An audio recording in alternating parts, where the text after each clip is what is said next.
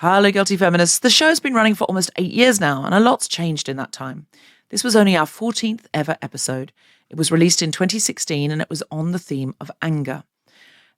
It's the one people mention most to me and say changed things for them or allowed them to go and front something or change something or do something. So I really think it probably is the most important one to repeat. What angered me the most at the time was Brexit. Sophie Hagen is co-hosting and Lolly Adefope is our guest. But the vote to leave the EU is what everyone was thinking about. There's a lot to be angry about in the world, and I really hope this classic episode is one that helps you harness your anger and use it as a motivating, powerful force. And now, the episode. I'm a feminist, but I secretly like the film Pretty Woman, and in truth, am open to the idea of Richard Gere paying to enter me on a grand piano.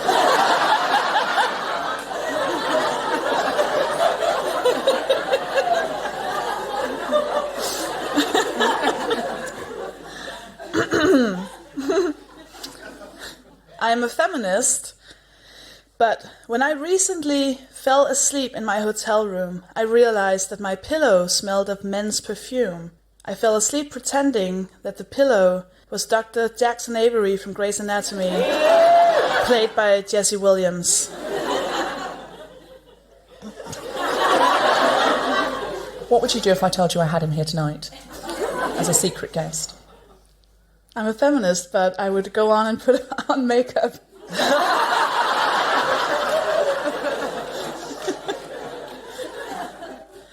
I'm a feminist, but I've gone back and doctored TV scripts I've written to make sure they pass the Bechdel test by changing police officers to women and giving them names. I'm a feminist, but when I recently arrived to my hotel room, I realized that the perfume I had bought was actually a man's perfume. So I sprayed it on my pillow.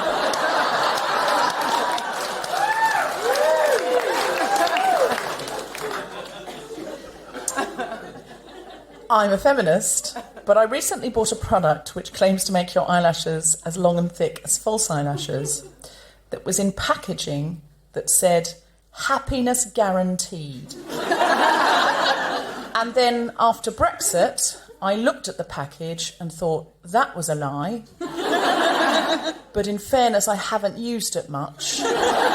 Maybe I should have used it nightly as recommended. And we wouldn't be in this mess. It's all your fault. I'm a feminist, but I now own a hotel pillowcase. I call him Jesse. Live from King's Place in London, the Spontaneity Show presents The Guilty Feminist with Sophie Hagen and Deborah Francis White, and tonight's special guest, Lolly Adefope, talking about anger. You're not fair with the pillowcase. It was a very sad day. It was a very sad day. And then became a very good night. No, fair enough. We do what we need to do in these times to get by. Also because it was a soft pillow, so it was like a fat Jesse Williams. Oh, can you imagine? This is The Guilty Feminist, the podcast in which we explore our noble goals as 21st century feminists and the insecurities and hypocrisies which undermine them. You're so good at that bit. That's really not an impressive bit to be good at, though, is it? I mean, there's a reason why you're doing all of them, and that's because I can't say hypocrisy. Yeah, it's a really tough word to say if you've got a Danish accent. And I really need right now, to make you feel so welcome here, because you are, in fact, European. And we don't care what words you can't say, we just love you. I flew in today from Ireland, and the pilot said, like as a joke when we landed, welcome to the non-European United Kingdom. And he just wanted to make like a joke, and the whole plane was just like we all thought we were going to say the same, like, ha ha ha ha, yeah, that was shit. But then someone were like, yeah, and we're like, uh-oh. And it just started kicking off. Yeah, Kick off. They were like opening the doors, they could just get them off the plane. Doors to manual. Yeah, I don't know how it's been for you guys, but I mean, we probably should just say, hey, Brexit, fuck. And also, in case, just because it's going to be a future episode, Heil Farage, is that going to be our new, just in case we don't want no trouble. Thank you for the visa. Oh, God, they can't take you away, can they? They can. They can't. They so can. Oh, God, they can. They can't take you away from me. Oh, but they'll try. I'll come to Denmark and we'll do the podcast there. Oh, yeah, we've already done that. We have already done that, but somehow we have to meet. And if Denmark will have me, to be honest. Yeah, I'm not sure. I'm not very sure. We'll meet but in that's Canada, where our heartthrob Justin lives. Oh my God! And we're not talking about Bieber, just to be clear. We're talking about feminist Trudeau, Prime Minister Justin. But he has been overtaken by Jesse Williams, right? Am I right? Okay, so if we meet Jesse Williams and Justin Trudeau, don't even. Like in a bar, you can have Jesse and I can have Justin. Oh my God, yeah. Sure, that's you picked the good one. Have you seen him? Yes, they're both good ones. I think we'd be lucky to meet them together. And let's be clear, does anyone know if anyone has any contacts? Would you like to get them on as guests of the podcast? That would be nice, wouldn't it? Yeah. We'll kick off any one of the women. Kicking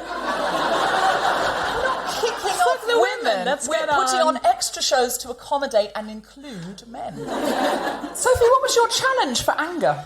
So anger is a funny thing. Like I grew up being like that, like this sweet little girl. Like my grandparents would always brag that I never cried, as if that was like a normal thing.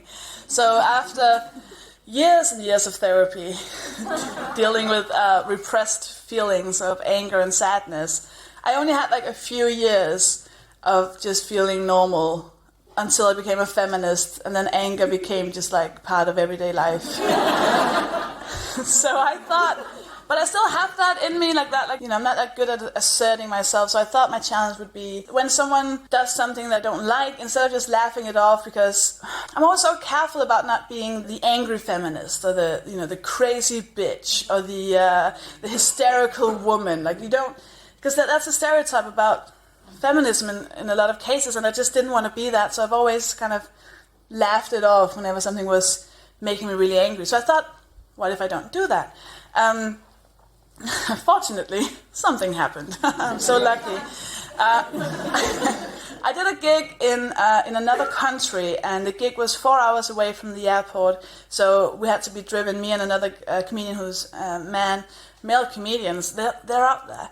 Have you heard? Support them. And so the promoter came and picked us up and drove us 4 hours to this other town.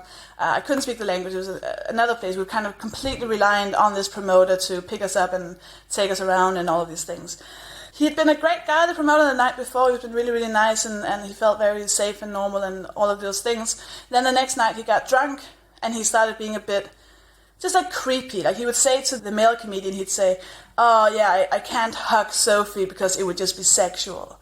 And I said, no, please don't say that. And I thought that doesn't count. Like, it doesn't count that I mumble something. Like that doesn't work. I need to say this for real. So the next night he was drunk again, and he came up to me and he hugged me from the side. And that's not really a hug, because that's just someone like holding your arms in like to your body. That doesn't count as a hug. That's not a hug. That's a hostage situation. And he's like a huge, huge man, like very, very muscly, very, very tall. I mean, he could break me in half, and that's saying something. Usually I'd kind of just go, but I went, "Don't touch me." And something just changed in his face, and I think a lot of women will recognize that change. And he went completely ice cold, and he said, "I will touch you if I want to touch you." And I said, "That is rapey." And that was the best word I could think of in that situation. I completely froze, and he grabbed me again and held me really close, and he said, "It's just a hug, I'm just hugging you." As if to show me, I can do this to you. And I was completely frozen, because whenever I laughed it off, that would in my head, that would be like me convincing myself that I was agreeing to it somehow. But then saying stop and having that disrespected, I had nothing left. I was just vulnerable and so angry and so scared. And he had to drive us all the way back to the airport the next day. And during this trip, this 4-hour trip, guys, he was really sad about what had happened. So he kept mocking me, going, "Oh yeah, guys, remember when Sophie called me rapey?" And then he would look at me and laugh, like he was insisting that I would start laughing, which is something you will just do because you're in his car. He's a big guy. You're in a country you don't know. You just go. And when we got to the airport, the other comedian said, "Are you okay?" And I was like, "No, I'm not. That wasn't cool." And he said, "Oh, he means well. He's just drunk, and that's just his way of dealing with things." And it made me so angry. And it's weird because that's all you're left with in that situation. When someone oversteps your boundaries, when someone disrespects your no, when you're not heard, when you're not respected, that you have nothing. You have no power. I felt so powerless. And it's terrifying. And all I had was this anger because it was no longer a hug. It was him asserting his physical superiority. And that is terrifying. And the thing is, it didn't have to happen. There are other men in that room and they saw it and they could have stopped him. And that makes me so angry because I don't want to need other men to feel safe. I don't want to need that other men act so that I get my body back. I get that being diplomatic and being nice and taking on the trolls and just explaining sexism to mansplainers and manspreaders and whatever. I get that that's a good way of doing it and that gets more people on board. But I can't keep pretending to not be angry. It's weird, you sound like an angry feminist. Of course I fucking do, because every single time I state my boundaries, I get reminded that my body isn't mine. It just doesn't work anymore. It's I looked up hysterical. Hysterical means being unable to control your feelings or behavior because you're extremely frightened or angry. So, yeah, I'm hysterical and angry, and I'm okay with that now because sweet little girls don't get anything done, but maybe hysterical, angry, crazy bitches do.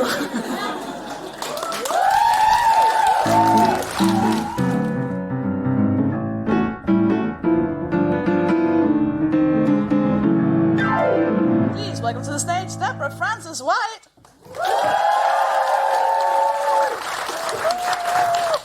The thing that puts me off having children most of all, I think, is not long ago I was standing in the street with a friend and we're chatting and she got a call on her phone. She said, "Sorry, I have to take this." And she went, "Hello? Yes, well, I don't." "No, I didn't."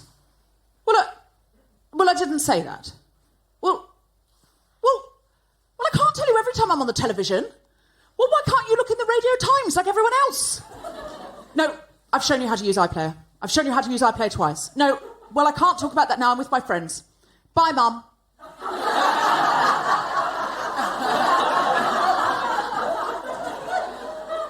I mean, that's the reward. That's the end game. That's them grown up. "I can't tell you every time I'm on the television." In a way, you can. Because that person invented you in their stomach and then grew you, and then you sucked off them like a parasite. And then they pushed you, when you were the size of a watermelon, out of a hole the size of a tampon. And then you fed off them like an external parasite for some time. And that was even before anything got hard. That's before you started being able to hold your own stupid head up and get to things that you wanted to put in your mouth to poison yourself with. Really, I can't tell you every time I'm on the television. Why can't you look at the Radio Times like everyone else? Because she made you. She doesn't want to look at the fucking Radio Times like everyone else. She's not everybody else, is she? Just go, if you can be irritated with your mother in minutes of spending time with her. Irritated in minutes of spending time with your mother. Go, Hours, if it's more like hours. Go, Days. Weeks. Months. So most people in this room are irritated by their mother in minutes. Can't bear to be in the same room as that person. And you ask, I ask people why. Why do you not like your mother? Why do you find her irritating? Why do you find her irritating?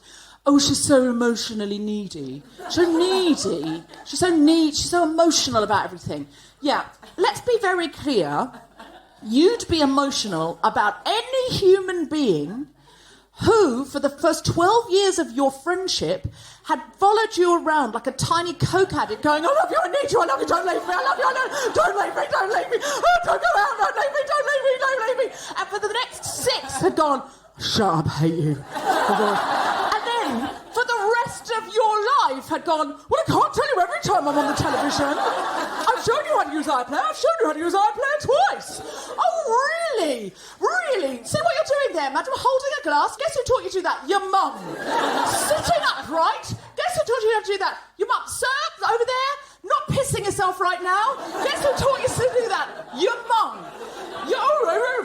I've shown you how to use that iPlayer twice. Really? What if she said that? I've told you how to say your own name twice.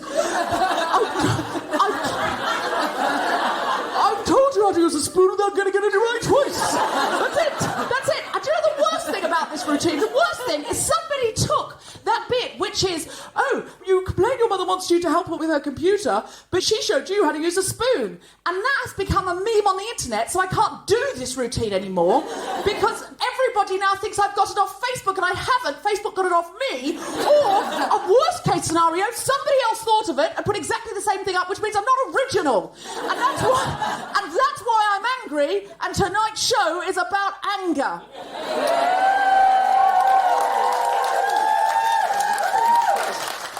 And it's also why I'm not sure if I want to have kids.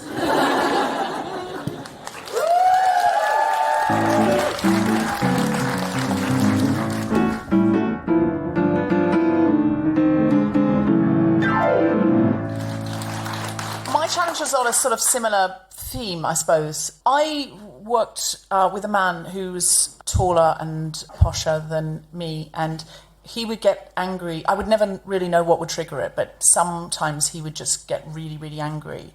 And I would sort of imagine myself lying on the ground with my face down, with my hands over my head, like waiting for it to pass, like waiting for a storm to go over. And I would say anything that I thought would help put the fire out, and it just wouldn't. It would just get worse and worse and worse and worse and worse. And sometimes I'd say, can you just stop? Can you just stop? Because he would berate me, and he would never apologise. I sort of tried to process it, and I thought it's because I spent my teenage years to my early 20s as a Jehovah's Witness, and my life was entirely run by men who made all the decisions for me.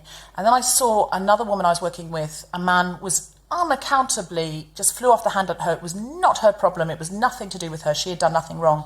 And the next day I saw her really being nice to him and placating him and offering him something. And I said, why are you being so nice to him when he was so horrible? And she said, oh, because he was angry with me, and it's my problem because I'm the one that feels it so keenly. He won't care, but I can't have him be angry with me, so I've got to fix it. And I thought, well, I know my thing. I know why I need to stop angry men being angry and placate to them in every way I can. And I thought, why does she feel like that? And then I remembered that she'd been sexually assaulted and she was going through a court case. And then I saw another woman and I thought, why? And then I remembered that she'd had an abusive boyfriend. And I thought, do you know what? If it's not a cult, it's an alcoholic father, it's an angry boyfriend, it's something in our backgrounds that's made us try to placate men or laugh along or do whatever it takes. And so I'm trying now to process my feelings and just say it's okay to be angry sometimes, and it's okay. I don't want to express it in a way that is completely unfettered, but I want to feel it when I'm feeling it, and to be able to intelligently say I'm angry and own it before it sort of escalates and I've suppressed it so much and then it turns out to be hysterical or weepy, and then I feel like I'm crying and I'm emotional. So my challenge I'm going to do right now, and it's about being able to say I'm angry. So, and I'm angry about something this week, so I'm going to talk about it. So I'm angry about Brexit. I'm angry that entitled, smug, privileged, powerful men got in a big red bus and told poor people lies so that they could have even more entitled, smug, privileged power, even though they knew it would make those poor people poorer. I'm angry at those men. I'm angry at myself that I was complacent, that I knew that the inequality in wealth and property and opportunity was getting worse and I didn't do anything about it. Not just because I didn't know what to do, but because I benefited from it. I'm angry at myself that in truth my own most immediate and fearful reaction is, what does this mean for me? What will my flat be worth? Will there still be fun and easy, high-paid work for me? I'm angry that most of my middle-class friends are angry with the poor, disenfranchised people who were told lies. I'm angry that British citizens and residents are being shouted at on buses because they look and sound different. I'm angry that racism and fear of human beings who are from somewhere else is the outlet for those who have been fed on a diet of Rupert Murdoch's poison for too long. I am angry at Rupert Murdoch, who knew he would have more influence on number 10 Downing Street than Brussels, and so incited racial hatred in his tabloids to split us up. I am angry that today I watched the President of the European Commission in the European Parliament shout at Nigel Farage, "Why are you here? Why are you here?" in exactly the same way Polish people are being shouted at British bus stops. I'm angry not because he was shouted at, I want to shout at him too, but because it was virtually the first time in my life I felt unwelcome somewhere because of my nationality. It made me realise I may not be welcome in Europe for a while because of my accent, that people might shout, "Why are you here?" at me in Paris or Frankfurt or Madrid. I am angry that it has taken feeling like this for us to do more than post stuff on Facebook. I am angry that most of us will continue just to post stuff on Facebook. I am angry that there is not more room for women in our society, that diversity of thought and emotional intelligence and biochemistry is not deemed necessary or in some cases desirable because women are deemed an unknown quantity in leadership, and that we continue to trust straight white men with almost all the decisions and influence, even though they have shown us time and time again that as an homogenized, unsupervised group, they make terrible, unsustainable decisions which tank the economy and the environment and everything for everyone. I am angry. I am angry. And if I feel this anger and bring it out into the light, maybe I can turn it into action and hope and power.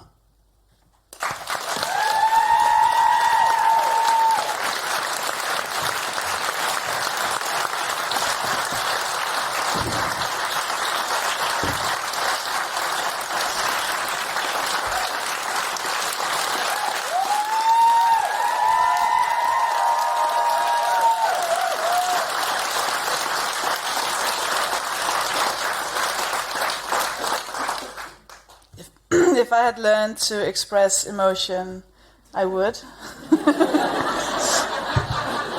That means a lot to me, so. Can I tell you something just really quick? When I was in therapy for my anger, that we took like one whole session where she like told me to like really dig in deep and like find all that anger from my childhood, the anger I never felt, and then she just, I mean, recklessly just sent me into the street. And the first thing I did was I met with my best friend in the entire world. She's still my best friend in the entire world. And she said, "Oh, where do you want to go?" And I said, "Oh, I feel like pasta." And she said, "Oh, I just don't want pasta." And I swear to God, I punched her in the face. I feel really ashamed that I did that. And I was like, "I'm so sorry, that was for my grandfather." She's forgiven me and we're fine, but it was, I mean, when you do feel it, it's so fucking powerful. So I was like, press it again.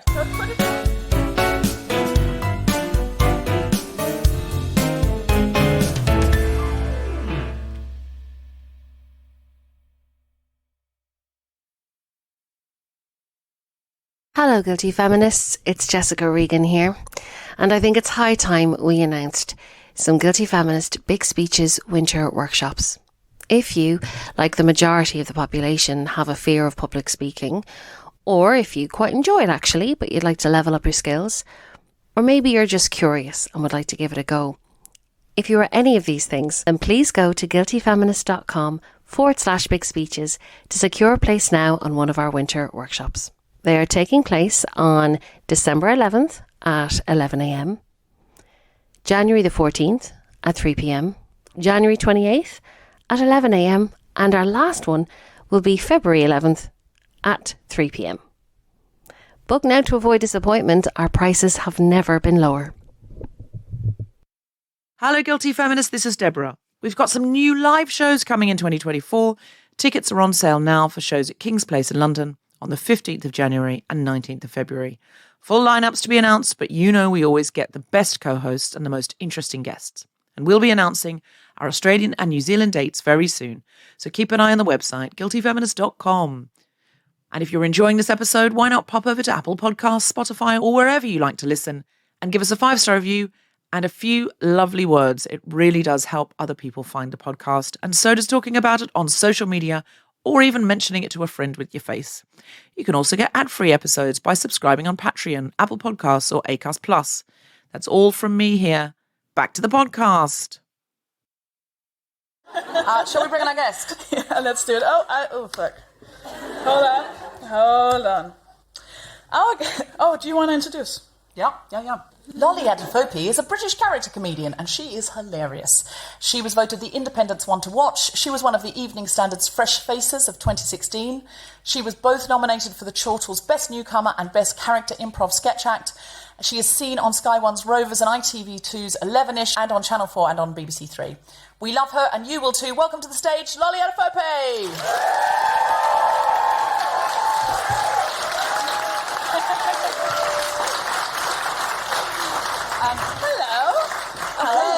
How are you, Lolly? I'm so nice. Thank you so much for having me. I've only seen you for the first time recently, and I have to admit, I'm feminist, but when John Ronson saw your show in Edinburgh last year and he praised it, I was so jealous. I was like, I love him, and I should have seen the show, and then I saw you recently, and it was so funny. And you do characters, so you're all of the feelings on stage, you're all these different... Yeah, I think, last year I did a character show that was just characters, pretty much.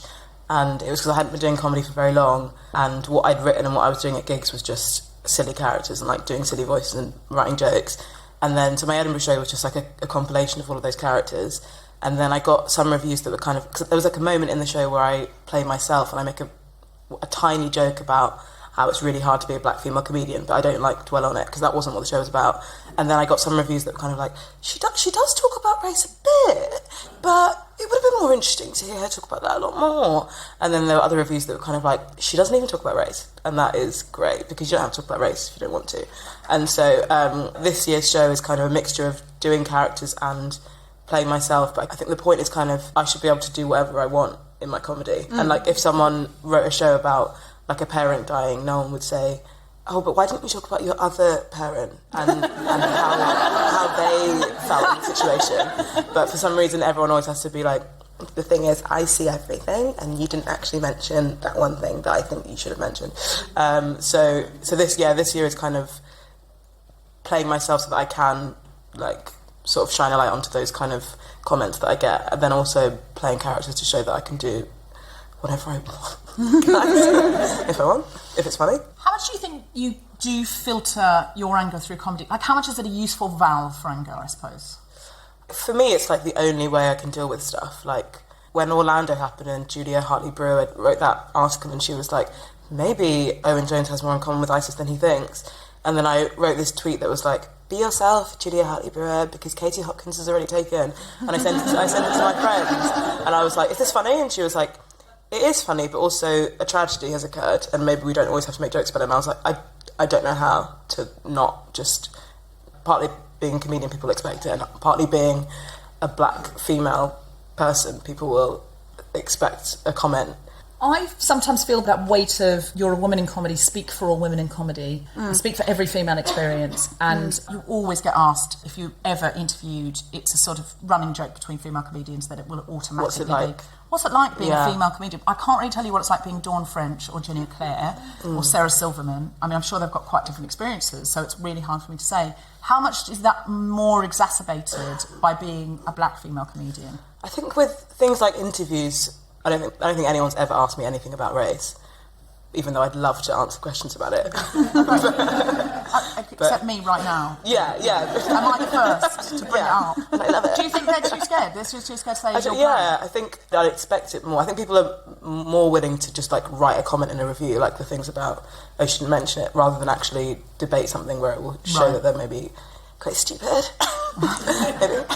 I would get, like, when I first started out, my reviewers would all be saying, she doesn't really mention being Danish. And then they would give suggestions for jokes. They'd be like, she could wear, like, a jumper, like Sarah Lund in The Killing. And she could do jokes about that? Thank you, Bruce. That would be very funny. Actually, it's a great idea. Today, Phil Jupiter suggested to me that you do a show called Smorgasbord. Like smorgasbord. He said, I know what she's going to say. Okay. What are you going to say? And I'll tell you. I'll write it down. And then... Does it have anything to do with the nationality of the original term smorgasbord? It is. Yeah, okay, so I would say that smorgasbord is Swedish. Yeah! Wait. But then he's probably going to be like, oh, but actually, in the 1600s, the Swedes were building this, so it's actually Danish. No, he just acknowledged that his inaccuracy. Oh, okay, good. Yeah, absolutely. His incompetence. No. And if you're listening, Phil, we love you. And you're incompetent. I was reading an article by a black woman in America, and she was saying there's a stereotype in America that black women are angry, and so she said any time that she gets annoyed, rightfully annoyed, like anybody would be annoyed, and so she sort of taken something back to a shop and they won't accept it even though she's got the receipt, and they're just, you know, a normal thing that anyone would get annoyed about. She said she feels she can't get annoyed because then she's an angry black woman. Yeah. But I think that's a stereotype all over. It's not necessarily just in America. Do you feel that pressure? Yeah, but I'm sort of like a bad example of it because I think if I'd like grown up with loads of black friends or something, I went to like quite a posh all-girls grammar school where there were like 3 black girls in the school, and so all of my friends were white posh girls. And like sometimes like my mum would like go to a shop and like take something back and like cause such a fuss. Me and my brothers would be like, oh my gosh, this is so embarrassing.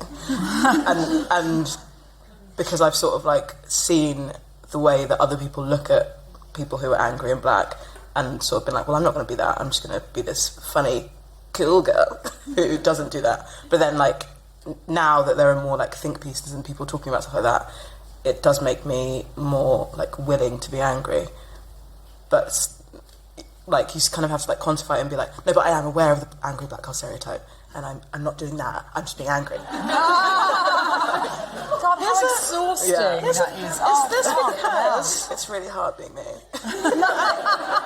I haven't read. I don't know if this is true, but I get a feeling because there's the stereotype of the angry black woman, and there's the stereotype about like angry feminist. Women, that's more like if women are angry, they're hysterical. It kind of feels like it's going up in steps. Is that because in level of who deserves to be the angriest? Like black women have way more to be angry about than feminists, who have way more to be angry about than women who don't know about feminism. So I feel like that, like those stereotypes is like there to make us shut up. Because we don't want to be the stereotypes, we'll just, oh no, fine, just keep the receipt or whatever. Yeah, I think also it's the people who are creating the stereotype, I guess, are straight white men. Like you were saying, the different levels, I guess it's like the different levels of things that they don't understand. So like, they don't understand what it's like to be a woman, and then also they don't understand what it's like to be black. So that it's just them giving an excuse for why they're not going to dwell on your issues, and they're just going to make it your issue and something that you have to deal with rather than an issue that they've obviously created. It's quite funny really in a way, isn't it? Of sort of posh white men going, every time I see a black woman, she's angry. And I'm there. I don't think those things are related. What a coincidence. There's probably some self-awareness needed really, isn't it? There was a guy, I did a show called The Last Leg the other day, and I was talking about the EU, and then they asked me a question, they're like, what was the atmosphere like? And I said, lots of like middle-aged white men just running around not knowing what to do. And then I was sat next to Stephen Mangan, and he realised that on the panel of people on the show was just all white men. And I was like, I'm surrounded by old white men. And then someone tweeted at the show being like, it's absolutely ridiculous that she was allowed to say that she was surrounded by old white men. I would have been lambasted if I said the opposite. And I was like, no, but genuinely, if you ever get the chance to say I'm surrounded by 6 young black women at 9 o'clock on Channel 4, like, you can say it whatever you want. Hold on, I get to see if you want to say that. Yeah. When was the last time you were really angry, Lolly? Yesterday, when the whole thing happened with Brexit. Don't know if you know about Brexit. And then there were so many people who were posting on Facebook saying, like, people who voted Leave aren't necessarily racist, which I've come to terms with and finally agree. But I feel like no one is acknowledging the fact, well, maybe some people are, but a lot of people on my Facebook feed aren't acknowledging the fact that people who voted leave did so and aligned themselves with a campaign that was racist. And was that that? I thought that was like, no way. And just like everyone, like all the stuff that's happening now, all like the racist attacks that are happening, everyone knew that was going to happen if Leave won. And the people who voted Leave were kind of like, no, but I did it for the economy, I did it because Turkey might join the EU, I did it because of whatever, I did it because of the fishermen. And it's like, yeah, but did that really affect you more than what you're seeing now? And you were still able to go out and do that. I get that we shouldn't turn against each other and we shouldn't point fingers and be like, it was your fault, you did all this. But it's kind of mad that no one's being like, the Leave campaign was racist, and if you voted for it, whether or not you think you're a racist, you've aligned yourself to something that is racist, and you have to say, I did it for the economy, but I knew that this was going to happen and I was fine with that. That's kind of what I think.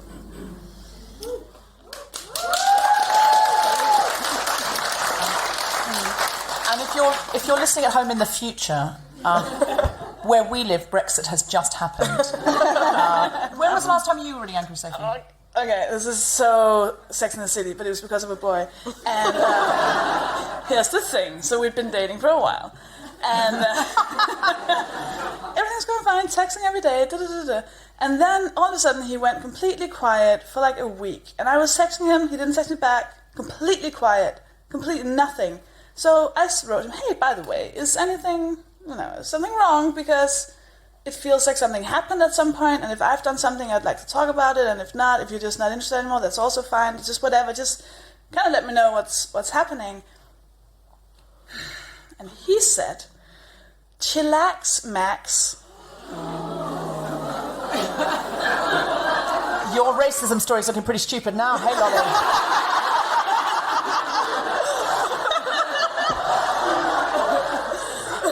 Now, I mean, I'm aware. I am so aware. It was the only thing that rang in my head when you said angry. I was like, I remember that as being, I saw red. Like, one thing is telling someone to relax, but telling someone to chillax? Hardline. Like a grown man with a job telling me to chillax. Chillax Max, not just chillax. Chillax Max? Chillax Max. So I yelled, this is the thing, so I yelled a lot in like all caps. And then he said, oh, so crazy. I was like, okay, well, you're gonna see crazy now, because you're gonna absolutely die. And I just remember, because there was that thing of like, I was reading your text back to see, have I said something weird? No, it's all very reasonable. And then I started wondering, should we all just chillax Max?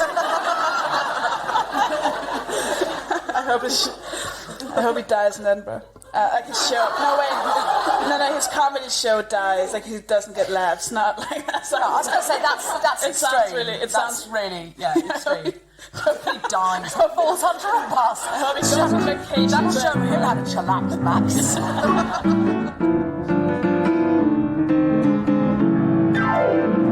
Yeah, that's. Do you have any quote? That was one very eager there. Let's do that one. When you're angry about something and you're upset because you're angry, do you find that people often misinterpret and they think you're crying because you're upset or you're crying because you're embarrassed, but you're not? You're crying because you're angry. Yes, I never cry though as well, because crying is so like personal and emotional. Obviously, people assume that you're the one with the issue, and they never want to make it about them because they feel fine and they don't feel they need to cry. It's kind of annoying because it's you opening up and being emotional, and it's the kind of thing that people should look at within themselves to react to, but they kind of maybe push it away and think, oh, she's just crying because she's mad, and this isn't my issue. I remember seeing, the first time I saw like a real life fist fight between two men, they often cry when they do that, like of anger, because they get so, and I just remember the Fight Club lied. Like, in all the movies, when men fight, they're like just angry and blah, blah, blah. But then in real life, they're so angry that they're like crying, like, and then like holding each other. And it doesn't look like fighting in the movies. And I thought, this is bullshit. We've been taught like, or like we're the crying gender. I don't don't think I've ever seen crying fighting men. Have you not? I don't think I've seen that many fighting men, have you? Yeah, totally. Crying fighters. Because they get so... Yeah, it just gets pent up, and then when they can't punch, when they get like pulled away, they just like burst into tears. Really? Yeah. Because the testosterone's up and they can't punch, so they cry. Or they're embarrassed. I would pay to see that. That sounds awesome. I get it, and it's debilitating. So when I tried to do my angry thing that I'd written on the way here in the cab, I knew I would cry, and I was really trying to stop myself because I was like, no, be angry, but that's how it comes out for me. And I was like, why can't you sound angry? Why do you have to sound upset? Because I think then other people, if you're angry with someone, and it feels like a weapon, I think. It feels like an emotional weapon to go, you upset me now, and then they have to calm you, and then that's their job. So that's why I think people dislike it. So I tried to force myself as I spoke on towards the end to actually get angry and sound angry. And I think if I did it a few times, which I won't, but if I read that out a few times, I could start to do it in a more angry way. But I think that's other people's fault, though. I think that's, like, you being angry and then crying is not bad in any way, but just that we're conditioned to see, like, someone crying as a sign of weakness. Crying is like anger 2.0. It's like the fact that you've gone to that stage. I do know what you mean, but I wonder if it's something with me where it's almost so I don't show hostility. I'm internalising the anger and I'm turning it in on myself because I don't want to go, you fucked up. It's your fault. I don't like you. So it's like going, but, you know, and actually I want to be able to do that. Sorry, I'm not pointing at anyone. Yeah, I was like, guys, you're fine. Sorry, No. This is a metaphorical you know. But yeah, do you know what I mean? Like, I think I should learn to be able to sound angry without crying. So I'll probably read this once a day until I can get it in a really angry, out loud, until I can get it into a really angry voice. And then I'll just start doing it from a loud hailer on the top of a London bus, you know, until I can really kind of go, because I want to be able to. I want to be able to not go, I'm angry with you because you hurt my feelings. I want to be able to go, no, I'm angry with you, not because you hurt my feelings, because you did something that I find unacceptable or now has consequences for me. I get that sometimes. If I mostly have my discussions over text because I don't function well with people. I think there's something about, like, if you complain, or the second you're not compliant, is that a word? Then you're just being, she's on her period, or she's really emotional, or something like that, because they just want to push away us being serious, actual people with opinions. To be fair, I am quite hormonal at the moment. Everyone close their eyes. Women, if you find it hard to express your anger at times, go, If you never find it hard to express anger, go, If you sometimes find it hard to express anger, go, Men, if you often find it hard to express anger, go, Sometimes? Never. I just fell asleep halfway through. And I just want to do one more. Everyone close your eyes. Men, if you've ever cried during a fight, a fist fight, could you go, If you've ever cried during a fist fight, go, Just like that. Are you feeling vulnerable? Please give it up for Lolly Adefope.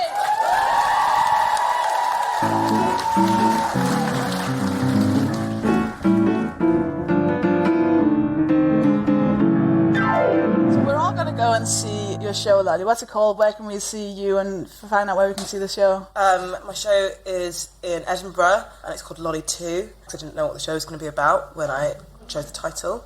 And it's at 6 o'clock in the Pleasance Courtyard. Lovely. And where can we find you on Facebook or Twitter? Twitter, it's Lolly Adefope. Lolly Adefope. Yeah. At Lolly Adefope. Follow her, and she's going to do amazing jokes when she gets angry. She's amazing on social She's very media. funny Funny, I'm so jealous. And John Ronson loves you. He does. And then I gigged with him, and he didn't tweet about me. I told him not to. I tweet about you, Sophie. Yeah, but you have 11 followers. Now I'm going to punch you in the face, and it has nothing to do with anybody's grandfather. Be angry, be angry. You don't have 11 followers. Quickly follow me, gang. Quickly follow me at Deborah FW. At Deborah FW. Quickly. Sophie, did you plug your thing? No, I didn't. Well, plug it. Hurry up. I'm on Twitter at Sophie Hagen, SOFIEHAGEN, and Facebook, and I have another podcast called Comedians Telling Stuff, which is just about comedy and comedians and stuff. So if you're into that, Deborah's been on it. I have. Lolly won't be because it's over now, not because I don't want you. And then I'm doing a new show called Shimmer Shatter, and I'll be doing it in Edinburgh, I'll do it on tour in the UK, I'll do it some places in Europe, we don't quite know where yet, and then definitely Denmark next year. So please come and see it. I really like the show. It's a sad show, but I like that. So I saw a preview of it. It really made me laugh, and then at the end it made me cry. Yeah, and then of anger. And then Sophie, it made me cry, and then Sophie couldn't look at me or hug me, or she had to turn away because I was showing human emotion. It was so... you were so gross. You can't cry either. Neither of you are criers. You get on well. Well, very occasionally. But yeah, it's very rare. Well, next time you come on, we'll talk about crying. What do you have to flag, Deborah? I am doing a podcast called Global Pillage, which you can find at globalpillage.net. Please listen to that. It's a diversity-based comedy panel show, and very funny, all the questions about cultural diversity. And I'm also doing a Radio 4 series called Deborah Frances White Rolls the Dice, and that will be out in September, October this year on BBC Radio 4 and Listen Again. And it's true stories about my real life, about finding my biological mother, leaving a cult, finding my biological father. Big stuff's happened to me. I'm whoring it on Radio 4. At Deborah FW, please follow me immediately. Find us on Facebook. We have an amazing Facebook group called the Guilty Feminist Podcast. It's a very supportive, amazing safe space full of intelligent people. It's a very nice place. I think you should join that. I think you should follow us on Twitter at GuiltFemPod. And then I think you should rate and subscribe us on iTunes. 5 stars. Or as many stars as you think it deserves. You go and rate it, Deborah. It's so... I'm not rating our own podcast. Who hasn't rated it? Are you going to go and rate it? Yes. Are you going to give it 5 stars? Yeah. Thank you. I would if I were you. You have been listening to The Guilty Feminist with me, Sophie Hagen, Deborah Frances White, and our special guest, Adefope. Music was by Mark Hutch. The producer was Tom Zielinski for the Spontaneity Show. Thanks to Zoe, Megger, and everyone at King Space, as well as all of you for listening. For more information about this and other episodes, visit guiltyfeminist.com.